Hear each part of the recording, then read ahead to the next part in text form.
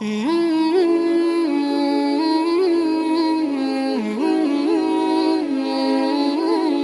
احمد صاحب کشمیر سے پوچھتے ہیں قربانی کس پر واجب ہے، اس بارے میں وضاحت فرما دیں۔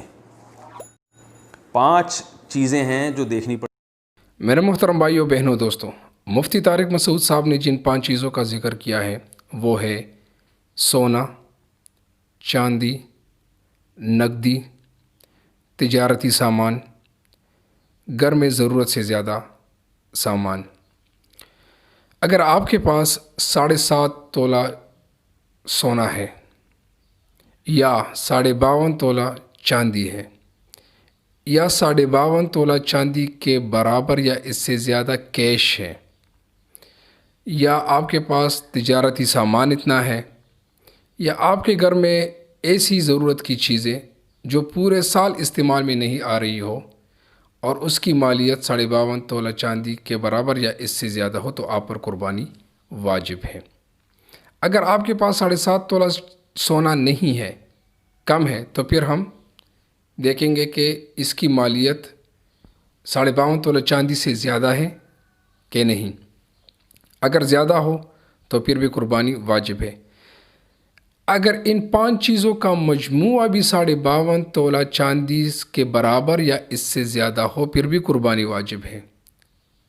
یا 4 چیزوں کا مجموعہ، 3 چیزوں 2 کا یا 1 کا بھی اس کی مالیت 52.5 تولہ چاندی کی مالیت سے زیادہ ہو، تو پھر بھی قربانی واجب ہے۔ آج کل جو ریٹ چل رہا ہے اس کے مطابق 50,000 سے لے کر 60,000 تک اتنی مالیت ہے 52.5 تولہ چاندی کی۔ یہ مالیت ہمارے پاس پورے سال ہونا ضروری نہیں ہے۔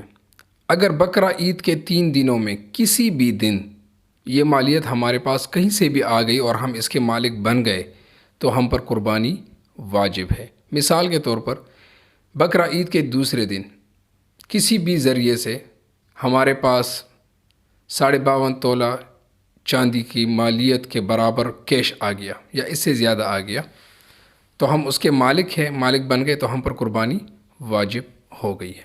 مفتی صاحب نے یہ بھی فرمایا کہ جو مالیت ہمارے پاس ہے ہم اس سے ضروری خرچے وہ منفی کریں گے۔ مثال کے طور پر ہمارے گھر کا کرایہ، بجلی کا بل، گھر کا خرچہ یا ہمارے اوپر کوئی قرضہ ہے وہ ہم اس سے مائنس کر لیں گے۔ اگر پھر بھی نصاب کے برابر ہمارے پاس پیسے رہ گئے، مالیت رہ گئی، تو ہم پر قربانی واجب ہے، اور اگر اس سے کم ہوئی تو ہم قربانی نہیں کریں گے، ہمارے اوپر قربانی واجب نہیں ہوگی۔ حضور صلی اللہ علیہ وسلم نے فرمایا ہے کہ اگر تمہارے پاس قربانی کرنے کی گنجائش ہے اور تم پھر بھی قربانی نہ کرو تو ہمارے عیدگاہ کے قریب بھی نہ بھٹکو۔ تو اس لیے ہمیں چاہیے کہ ہم اخلاص کے ساتھ قربانی کریں جن کے پاس گنجائش ہے۔ اللہ ہمیں اس پر عمل کرنے کی توفیق عطا فرمائے۔ السلام علیکم ورحمۃ اللہ وبرکاتہ۔